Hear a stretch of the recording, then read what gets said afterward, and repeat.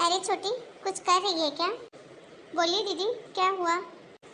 सुन, मैं ना जरा मार्केट जा रही हूँ। घर का किराना का सामान खत्म है तो ला दूँ। मैंने दाल चावल बना दिया है, रोटी सब्जी तू बना देना। वाह वाह वाह, अरे दीदी मुझे पागल समझ रखा है क्या? दाल चावल तो कोई भी चलते फिरते बना दे। ऐसी गर्मी में रोटी मेरे मत्थे मर के जा रही हो?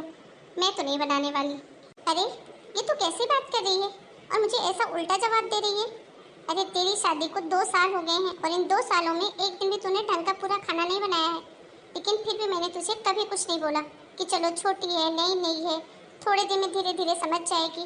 और तू है कि एक दिन खाने के लिए इसे नाटक कर रही है। इसमें नाटक आपको लग रहा है दीदी तो लगने दो, मुझे क्या करना है।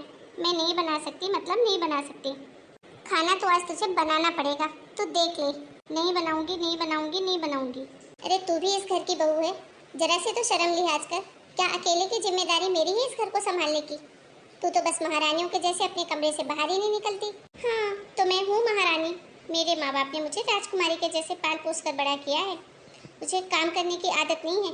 मैंने अपने मायके में कभी एक गिलास पानी लेकर नहीं पिया है, समझिए आप? अच्छा, तो क्या मैंने अपने मायके में काम करने की पीएचडी ले रखी थी? अरे मायके में हर बेटी नाजों से ही पलती है, माँ बाप के घर में कोई भी बेटी काम नहीं करती। लेकिन इसका मतलब ये नहीं है कि ससुराल आके वो अपने कमरे से बाहर ही नहीं निकले।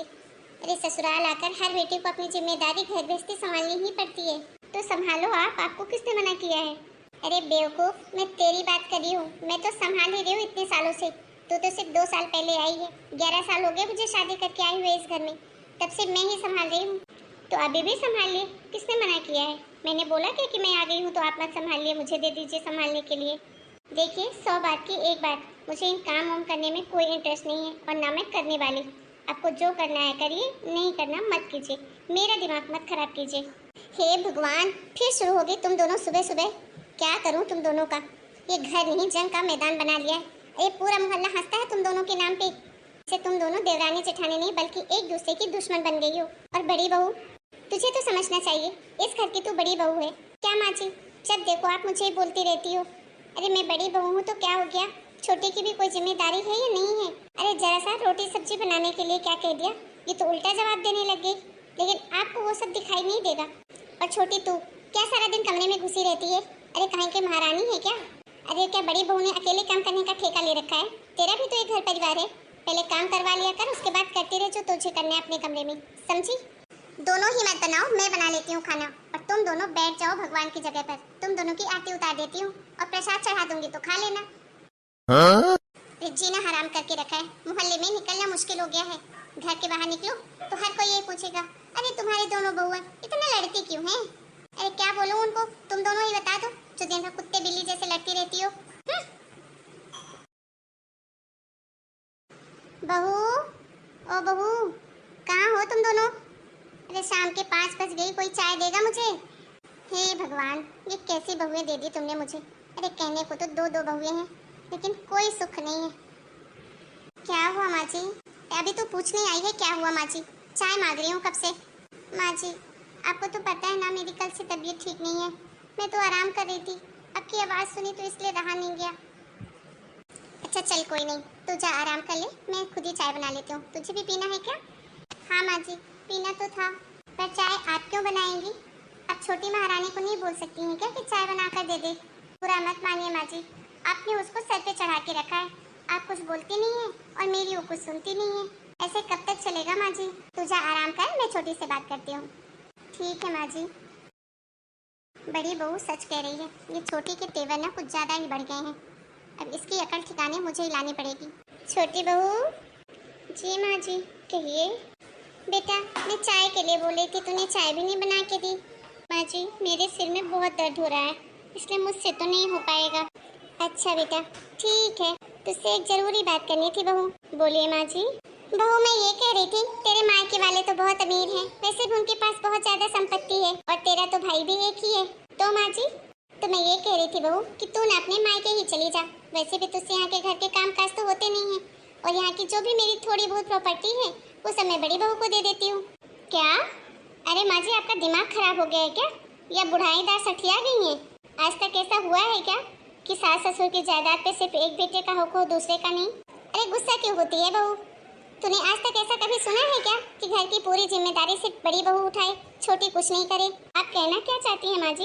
साफ साफ कहिए। मेरी बात ना ध्यान से और साफ साफ सुन। अगर इस घर में रहना है तो बहू की जैसी रहे, ज्यादा महारानी बनने की जरूरत नहीं है। और जो ये तेरा हर वक्त सर दर्द, पेट दर्द, पता नहीं क्या क्या दर्द होता रहता है ना, ये नखरे ना अपने माँ के जाके अपनी माँ को दिखाना। यहाँ ससुराल में तेरा नाटक नहीं चलेगा। मैं कुछ बोलती नहीं हूँ, इसका मतलब ये नहीं कि मुझे कुछ दिखाई नहीं देता। अरे अभी तक मैं यही सोचती रही, चलो नहीं है, थोड़ा टाइम दो, एडजस्ट हो जाएगी।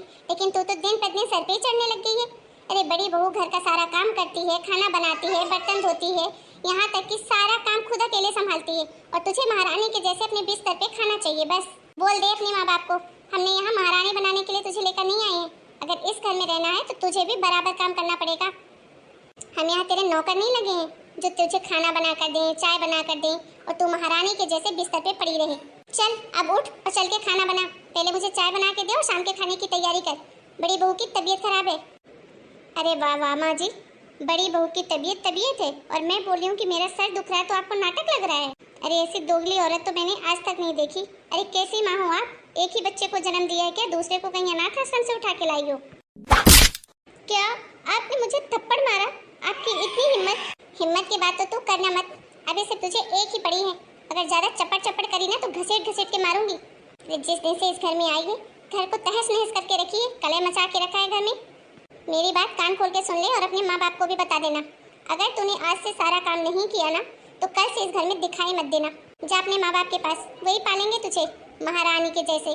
मेरे बेटे के लिए तुझसे लाख गुना अच्छी दूसरी लड़की मिल जाएगी और मैं तो 4 दिन बाद ही उसकी शादी कर दूंगी। तू राज करना अपने मायके में। 5 मिनट के अंदर चाय लेकर आ जाना, वरना मुझसे बुरा कोई नहीं होगा। ये माँ जी को क्या हो गया अचानक से? अभी तक तो उन्होंने मुझे कभी नहीं डांटा था, लेकिन आज डायरेक्ट थप्पड़ ही मार दिया और घर से निकालने की भी बात कर रही है। अब मेरा नाटक यहाँ और नहीं चलने वाला, तो मुझे घर के काम करने ही पड़ेंगे। चल सविता, जुट जा काम पे, तेरे ऐशो आराम के दिन बीत चुके। अरे सुमन, कैसी है? प्रिया, आओ बैठो। और बता, कुछ मुरझाई हुई सी लग रही है। अरे कुछ नहीं यार, बस 2-3 दिन से थोड़ी तबीयत ठीक नहीं है, बस इसीलिए। और बता, तेरी देवरानी कहाँ है? दिख नहीं रही।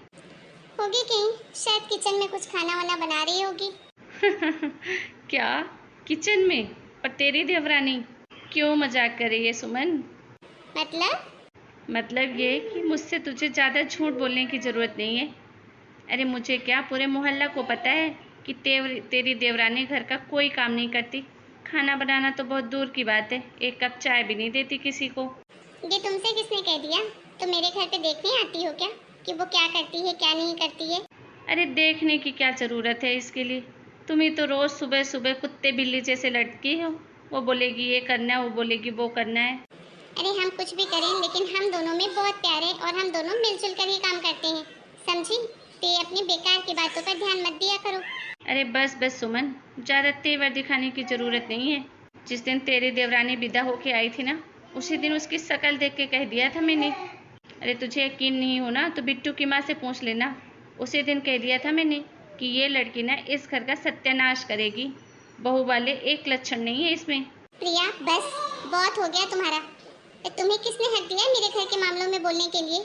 हमारा घर जैसा भी है, हम जैसे भी हैं, हम आपस में देख लेंगे। तुम्हें भी इसमें पड़ने की कोई जरूरत नहीं है। और वो मेरी देवरानी नहीं, मेरी छोटी बहन के जैसी है, उसे मैं संभाल लूंगी, वो जैसी भी है, समझी? तुम अपना घर देखो। अरे बाप रे, भलाई का तो जमाना ही नहीं रहा। ऐसे तो कुत्ते बिल्ली के जैसे दिन भर लड़ेंगी। और मैंने एक शब्द क्या बोल दिया? बहन बहन याद आ गई। मुझे कोई शौक नहीं है तुम्हारे घर में आने का। अरे अपना समझ के आ गई थी कि 4 लोग तरह तरह की बातें करते हैं। देखो तो सही बात क्या है। बस, मैंने बुलाया था क्या तुमको कि मुझे घर में आके समझाओ, मेरी देवरानी को समझाओ? अपने ज्ञान ना अपने पास रखो, हम देख लेंगे हमारे घर में हमें क्या करना है। अब निकलो यहाँ से फुर्सत में। अरे इतनी बेइज्जती तुम्हारे घर में दोबारा कभी कदम नहीं रखूंगी। जा रही हूँ मैं। हाँ जाओ। दीदी, अरे अब तुझे क्या हो गया? क्यों आंसू बहा रही है? दीदी मुझे माफ कर दो, मैंने आपके साथ इतनी बदतमीजी की, आपको हमेशा भला बुरा कहा, लेकिन फिर भी आपने मुझे अपनी बहन की तरह माना। मेरी आज तक की गई सारी गलतियां, सारी बदतमीजियों के लिए माफ कर दो जीजी। आज के बाद ऐसा कभी नहीं होगा। मैं हमेशा आपकी छोटी बहन और आपकी परछाई बनकर रहूंगी इस घर में। अच्छा, तो तू चोरी छुपी हमारी बातें सुन रही रही थी। अरे चल कोई बात नहीं पगली, तू मुझे अपनी बड़ी बहन मान या ना मान, लेकिन मैंने तुझे हमेशा छोटी बहन ही माना है। वो बात अलग है कि तुझे कभी पता नहीं चला, क्योंकि मुझे जताना नहीं आता ना, मेरा नेचर ऐसा ही है। अच्छा चला अपने आंसू पोंछ ले, और आज से हम दोनों खुशी खुशी बहनों जैसे मिलके रहेंगे इस घर में। थैंक यू सो मच दीदी। अरे दैया रे, ये चमत्कार कैसे हो गया? हे भगवान तेरा लाख लाख शुक्र है, मेरी बहू को अकल दे दी। और अब तुम दोनों हमेशा ऐसे ही खुश रहना और मिलजुल कर इस घर को संभालना। क्यों दोस्तों, सही कहा ना? आपको हमारी ये वीडियो कैसी लगी और इस बारे में आपकी क्या राय है, हमें कमेंट करके जरूर बताइए। फिर मिलेंगे नए वीडियो में, तब तक के लिए आप सभी को राम राम। अपना और अपने घर परिवार का ध्यान रखिए। और हाँ, अगर आपने अभी तक चैनल को सब्सक्राइब नहीं किया है तो प्लीज सब्सक्राइब कीजिए।